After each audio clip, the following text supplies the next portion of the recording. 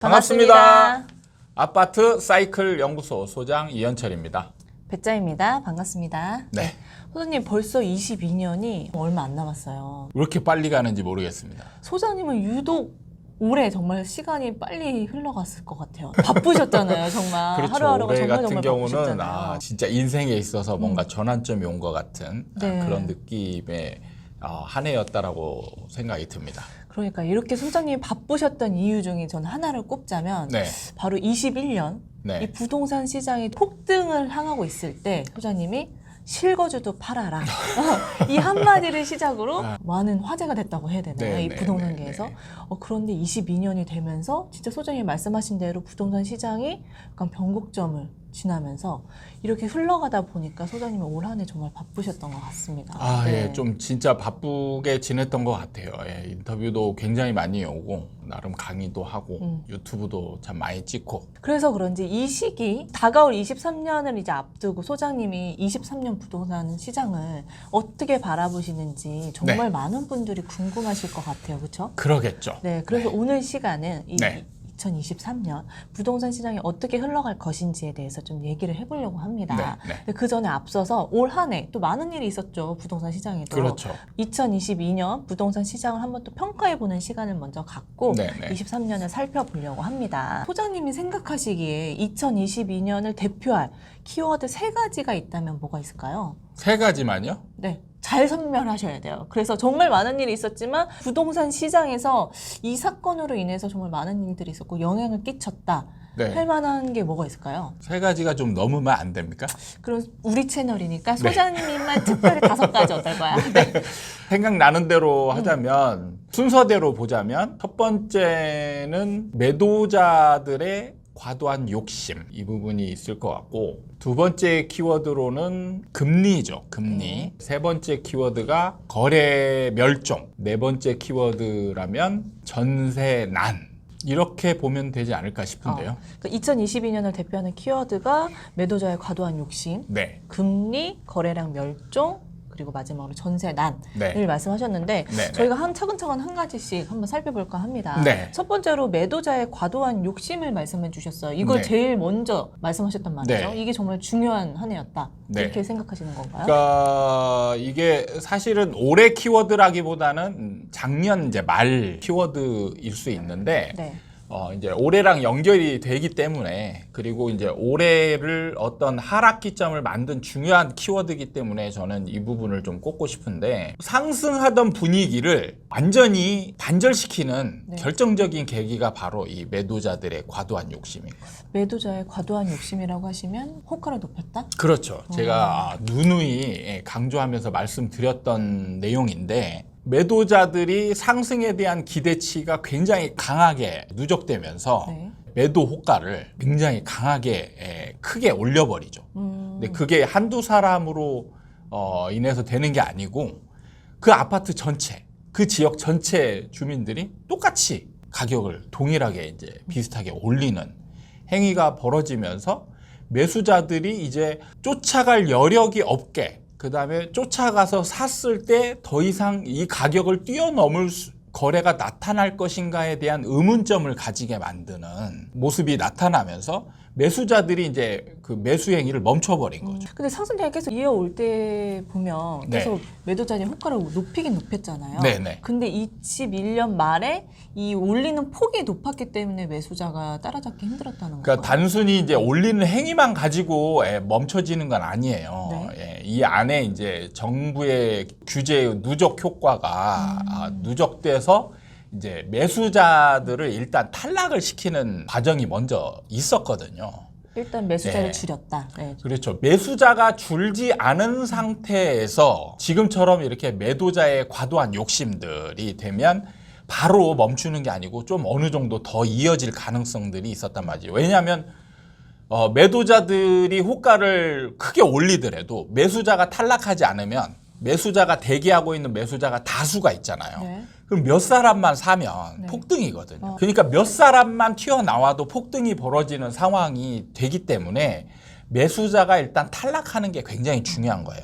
그럼 정부의 규제 때문에 매수자가 탈락하셨다고 하셨는데 네. 그렇게 탈락할 수 있게끔 만들었던 규제가 규제의 누적 효과라고 제가 표현한 게 규제의 어떤 한두 가지로 인해서 매수자들이 탈락하는 게 아니고 예를 들어서 대출 규제라든지 그러니까 뭐 15억 초과는 대출이 안 된다. 취득세 중과, 양도세 중과, 분양권이 가구세에 포함되는 부분. 뭐 이런 것들이 종합적으로 작용되면서 다주택자들이 먼저 이제 탈락을 하죠. 그러니까 다주택자들은 이제 규제 지역 안에서는 아무리 상승을 하더라도 상승을 하면 할수록 더 손해 보는 느낌이 날 거예요. 상승하면 이제 양도세 세율 구간이 이제 높아지잖아요. 높아지면서 거기에다가 중과 20% 내지 30% 정도 중과되고 살 때 또 이미 3주택자 같은 경우는 12%를 손해보고 들어가기 때문에 그러니까 이런 것들을 종합해보면 수익이 생겨봤자 남는 게 없는 거예요. 굳이 이제 규제 지역 안에서 매수자들이 특히 다주택자들이 매수할 필요성이 없는 거죠. 그래서 이제 나타난 게 지방의 이제 취득세 중과에 해당 안 되는 공시가 1억 미만 아파트. 네.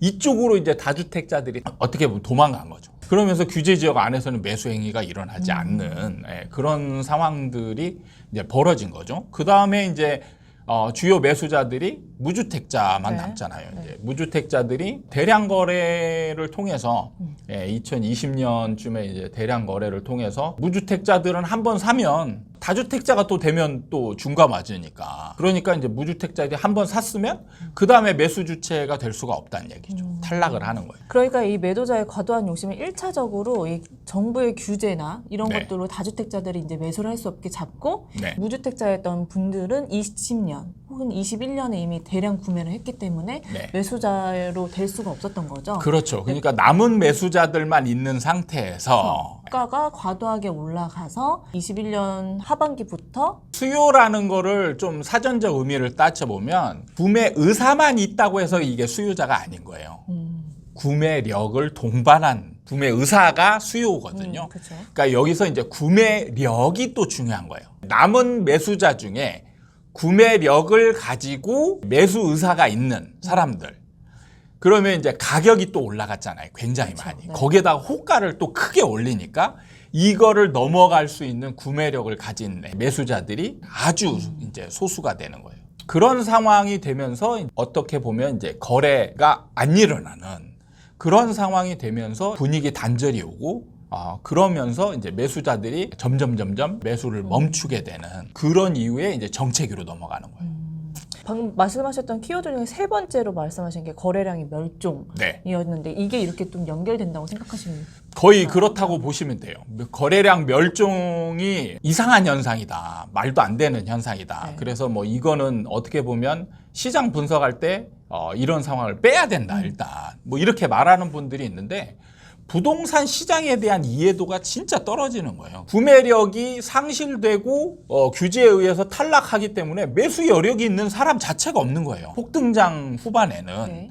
그러니까 이제 거래가 일어날 수가 없죠. 그런데다가 또 매도자들은 계속 호가를 올려놓고 버티고 있죠. 손뼉이 이렇게 마주쳐야 거래라는 게 이렇게 딱 형성이 되는 건데 서로 이제 다른 방향을 보고 마주치지 않는 거예요. 그러니까 거래가 일어날 수가 없는 거예요. 다른 전문가들은 이 거래량 멸종이라는 게 규제 때문에 그런 거다. 네. 그런 얘기에 대해서 비정상적이기 때문에 이건 다시 정상적으로 돌아올 거다 얘기했는데 이 또한 이 부동산 시장의 현상이라는 거죠. 그렇죠. 이런. 당연한 거죠. 규제는 지금 시장을 막기 위해서 그냥 뭐 우연적으로 나타나는 게 아니고 필연적으로 정부가 할 수밖에 없는 거예요. 네. 매년 반복됐던 거고. 그러니까요. 그래서 이거를 예상하지 못하고 있었다는 거는 그렇게 본다면 전문가라고 얘기하기가 어려운 거죠. 거래량이 지금 현재까지도 지금 계속 줄어들고 있는 상황이거든요. 네. 네, 정말. 근데 이거는 이제 약간 우연적인 그게 이제 포함이 되는 겁니다. 그래서 두 번째 키워드인 네. 금리가 원래 금리 인상이 없었더라면 이렇게 가정을 해보는 거죠. 네. 거래량이 어느 정도 줄어들고 거래량이 늘긴 합니다. 네. 그러니까 매수자들도 어느 정도 가격이 좀 떨어진 가격대가 오면 매수자들이 시장에 대한 완벽한 이해를 가지고 있는 사람은 거의 없거든요. 그럼 적당히 떨어졌으면 야 이건 괜찮겠다 이렇게 생각하는 사람들도 많은 거예요. 심지어 올해 하반기는 정말 2년 전 가격이다 해서 네네. 정말 많이 떨어졌었잖아요. 그래서 이런 분들이 이제 매수 대열에 또 참여한단 말이에요. 네. 그래서 매 거래량들이 좀 늘면서 이제 하락하는 상황이 벌어지는데 금리 인상이 굉장히 가파르게 크게 진행이 되면서 매수자들이 아니 이렇게 많이 떨어짐에도 불구하고 더 떨어질 거다라는 전망을 하는 사람들이 더 많아진 거죠. 굳이 이제 매수를 진짜 할 필요가 없게 되는, 그리고 급매물이 나와도 안 하는 그런 상황들이 이어진 거죠. 이거는 어떻게 보면 이제 약간의 우연적인 상황들이 이어졌다 이렇게 보시면 되는 거죠. 그러니까 올 한해는 정말 금리를 네. 급격하게 올렸기 때문에 이런 상황들이 맞물리면서 급감한 것 같아요. 거래량도 네네. 그렇고. 그러니까 시장 분위기가 하락 쪽으로 이렇게 넘어가고 있는 상황에서 금리 인상이 아주 급격하게 이루어지면서 시장의 하락폭을 굉장히 크게 가속화시켰고 매수자들을 아주 매수 여력을 그냥 아예 현저하게 떨어뜨려 버리는 그런 상황을 만들 계기가 된 거죠. 이 마지막에 말씀하신 건 전세난을 말씀해 주셨어요. 네. 전세난도 좀 중요했죠, 올 한해. 전세난은 아주 우리 올해 같은 경우 굉장히 중요한 키워드였었죠. 이제 임대차 3법이 2020년 8월 달에 이제 적용되면서 9월 달부터 이제 실질적인 임대차 3법 하에서 계약이 이루어졌고 네. 그게 만기가 이제 2022년 8월 달부터 이제 도래를 하는 거잖아요. 그래서 이제 거의 대부분의 전문가들이 이제 전세 대란이 일어날 것이다. 그로 인해서 또 폭등할 것이다. 이런 얘기를 엄청나게 했었단 말이죠.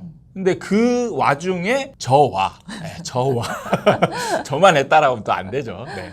리치고의 김기현 네. 대표님이 이제 거의 유의하게 전세 대란이 없을 것이다 라고 전망을 했는데 전세 대란이 없는 걸 넘어서서 전세 하락, 역전세 대란이 지금 일어나고 있는 상황으로 가고 있는 중인 거죠. 그러니까 진짜 2022년 상반기 때만 해도 이게 폭등할 거다라는 말이 다수였고 역전세는 정말 상상도 못했었던 일이었거든요. 네네. 근데 이 하반기에는 진짜 역전세, 네. 역월세가 얘기하지 않나 싶어요. 네. 많은 분들이 임대차 3법이 2년이 지나고 나면 전세 대란이 올 것이다 이렇게 네. 말씀을 하셨잖아요. 네. 근데 소장님은 다른 의견을 내셨잖아요. 네. 어떤 근거로 이렇게 다른 의견을 내셨는지 궁금합니다. 이거는 아주 중요한 포인트가 있습니다. 대란을 예상했던 분들은 뭐에 포커스가 맞춰져 있냐? 바로 제도 자체에 문제점이 있다라고 본 거예요. 그래서 그분들이 전세 대란을 얘기하면서 뭘 같이 얘기했냐면 임대차 3법 폐지를 얘기했어요. 그러니까 제도 자체에 문제점이 있다라고 보는 거죠. 그래서 임대차 3법을 폐지해야만 전세가가 원래대로 돌아가서 안정화될 수 있을 것이다. 그래서 임대차 3법 제도가 존치되는 한 만기가 돌아오는 2년마다 대란이 일어날 것이다. 이렇게 예상을 했던 거예요. 맞아요. 적용 시점에도 얘기를 했지만 지금도 반복적으로 얘기를 하지만 제도 자체에 큰 문제점이 있는 건 아니다. 제도 자체는 한번 적용해 볼 만한 그런 제도임에 틀림이 없다. 그런데 문제는 시기가 문제다. 그때가 2020년 8월 달이 매매가가 폭등하고 있던 상황이었습니다. 매매가 폭등 시기에 더불어서 전세가도 막 이제 서서히 올라가는 그런 상황이었어요. 그러니까 정부가 이제 급하게 전세라도 잡아야 된다. 이렇게 이제 마음을 먹고 아주 급하게 도입을 한 것이죠. 근데 이때에 제가 왜 시기의 문제라고 봤냐면 매매가도 급등하고 전세가도 급등하는 상황에서 전세 제도라는 새로운 제도가 바뀌게 되면 누가 타격을 입냐? 여유 있는 사람은 아주 만만디가 되는 거고 여유가 없는 사람, 무주택자들만 거의 패닉 상태가 될 수 있는 상황이 되는 거예요. 그러면 이런 상황에서 새로운 제도가 적용이 되면 오히려 임차인을 도와주는 게 아니고 임차인을 더 옥죄는 상황으로 갈 가능성이 높다. 네. 이렇게 본 겁니다. 실제로 그때 전세가가 폭등하면서 정말 패닉 바잉처럼 패닉 계약을 많은 분들이 하셨잖아요. 임차인분들이. 그렇죠. 네. 그러니까 전세 매물이 그래프 상으로만 봐도 알겠지만 매물이 90% 이상 그 수직 낙하해버려 급감을 해버립니다. 네. 그러니까 임차인이 느끼기에 매물이 없어요. 그냥 전세난보다 더 심한 전세난이 온 걸로 착각을 한단 말이죠. 근데 이거는 필수품이에요. 그렇다고 매매로 가자니 매매는 지금 너무 많이 급등을 해서 살 여력도 없고 여기서 만약에 살 여력이 있는 사람도 더 떨어지면 어떡하나 이런 걱정을 하던 상황에서 임차로만 가야 되는데 매물이 없어요. 그러니까 막 여기저기 급하게 계약하러 가니까 임대인도 그걸 느끼는 거죠. 봤더니 임차인이 완전히 지금 패닉 상태로 덤비고 있구나. 그럼 여기서 5천 1억 올려도 충분히 또 계약할 수 있겠네. 그래서 임차인이 붙으면 임차 바로 계약 깨버리고 5천 올려서 다시 내놓고 몇 달 안에 이런 상황이 반복되다 보니까 한 3개월 안에 대부분의 지금 아파트들이 한 2억, 3억씩 올라버렸어요. 맞아요. 실제 그런 일이 있었죠. 네. 근데 소장님은 이런 상황이 이 제도의 문제가 아닌 이 제도를 적용하는 시기의 문제이기 그렇죠. 때문에 시기의 문제이기 때문에 자 이제 2년 만기가 돌아오는 시점은 이제는 그런 시점이 아닌 거죠. 어느 정도 매매가도 안정되고 있는 상황. 그 다음에 전세도 이제 만기가 돌아오면 패닉으로 계약을 했던 임차인들이 이제 2년 동안 좀 정신을 차리죠. 정신을 차리면서 적응해보고 살아보니까 이 가격은 도저히 내가 감당이 안 되는 가격이다. 이 가격을 고수하면 생활이 무너진다. 이거인 거예요. 이게 예를 들면 어떤 거냐.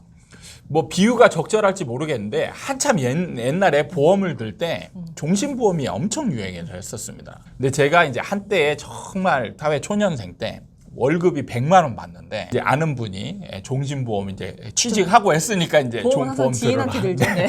그래서 종신보험 이제 설계서를 가져왔는데 27만 원이 3분의 1. 그래가지고 제가 이런 말을 했어요. 이걸 들으면 뭐가 좋냐? 살아가는데 도움이 되냐? 네. 아니 그건 아니고 네가 죽었을 때 엄청 그럼 내가 지금 월급 100만 원을 받는데 지금 30만 원 가까이 이 돈을 내고 노후를 대비하다가 나는 살다가 굶어 죽을 수도 있지 않겠냐 이건 거예요. 나중에 뭐가 도움이 된들 지금 당장 월급에서 차지하는 비중 고정비가 엄청나게 크게 나가게 되면 생활 자체가 안 될 수가 있는 거죠. 근데 지금 전세가 딱 지금 이 꼴이 된 거예요. 그러니까 전세금을 올려줘서 패닉 상태로 계약을 하고 현금 있는 사람이 많이 없잖아요. 그러니까 다 전세 대출을 받아야 되고 거기에다가 이제 전세 대출 이자까지 막 올라가니까 이제는 주거비가 차지하는 비중이 너무 높아졌다라는 거죠. 그러면 이제 다른 걸 줄여야 되는 거예요. 그럼 줄일 수 있는 것까지 줄이더라도 감당이 안 되면 과감히 이 집을 포기해야 되는 수밖에 없는 거예요.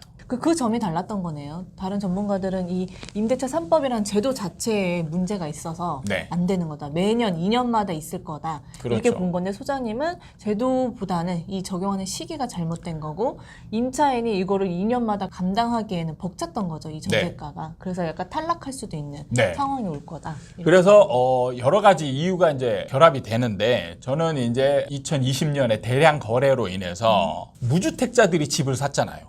무주택자들이 집을 샀다는 얘기는 뭐냐면 임차인 수가 줄어드는 결과가 되는 거예요. 임차인 수가 줄었고 가격도 감당을 못하는 거고 문제는 월세하고 전세가 있는데 월세보다 전세 선호 현상이 굉장히 강했거든요. 근데 이번 금리 인상 시기에 금리가 급격하게 올라가면서 임차인들이 전세보다는 월세 선호 현상이 강해졌단 말이죠. 그래서 수요가 분산이 되는 거예요. 전세 쪽의 수요자가 임차인이 급격하게 줄어버리는 겁니다. 그러니까 보면 정말 올 한 해는 일반적인 일들이 별로 없었던 것 같아요. 그렇죠? 네. 그러니까 네. 월세를 더 선호하는. 네. 그러니까 금리 인상이 너무 가파르게 네. 진행되면서 예전에 없었던 상황들이 이제 많이 벌어진 거죠. 그러니까 이 원리만 좀 이해하면 어떻게 보면 쉽게 진단을 할 수 있는 부분을 너무 이제 기계적으로 이렇게 분석을 하면서 나타나는 오류들인데 전세대란은 분명히 없을 것이다. 이렇게 이제 저는 확신을 했던 거죠. 실제로 그런 일이 지금 벌어지고 있고 네. 진행되고 있는 상황인 거죠. 네. 네. 이렇게 제가 올 한 해를 한번 훑어봤어요. 네. 이 네 가지를 통해서. 그래서 소장님이 보시기엔 올 한 해 부동산 시장이 어땠다? 좀 간단하게 좀 총평 내려주실 수 있을까요? 저는 원래 올해 한 해 부동산 시장은 정체기로 전망을 했었습니다. 정체기로 전망을 했던 이유는 금리 인상을 저는 예상하지 못했죠. 금융 전문가가 아니기 때문에 그리고 금리도 보통 이렇게 급격하게 오르지 않으면 사실 시장에 주는 충격은 그렇게 크지 않거든요. 네. 그러면 완만하게 아직까지 상승에 대한 기대치가 굉장히 높은 집주인들, 집을 보유자들로 인해서 버팀 현상이 굉장히 강할 것이다. 그러면 안 사는 사람, 안 파는 사람 이렇게 거래량은 반드시 줄어들 것이고 네. 그걸로 인해서 정체기가 어느 정도 유지될 것이다라고 예상을 했었는데 금리 인상이 이제 정말 가파르게 빠르게 진행이 되면서 이제 집을 가진 사람 중에 일부가 탈락자들이 생기는 거죠. 이제 불안함을 느끼는 집주인들이 급매물을 내놓을 수밖에 없는 상황들로 연결이 됐고 그로 인해서 지금 하락 가속도가 좀 빨라졌어요. 그래서 지금은 제가 다른 채널에 가서 인터뷰를 할 때 본격적인 하락장에 접어들었다.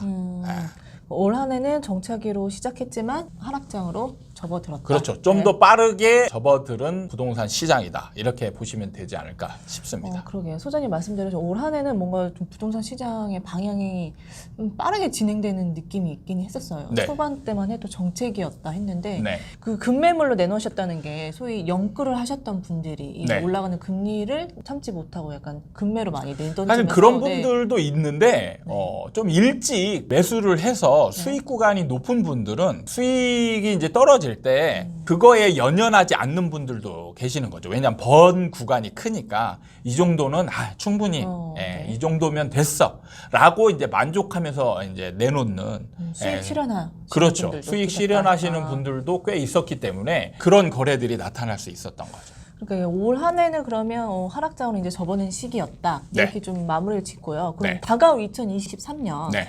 이 또 궁금하거든요. 네네. 네, 그래서 좀 차근차근 짚어보려고 하는데요. 네.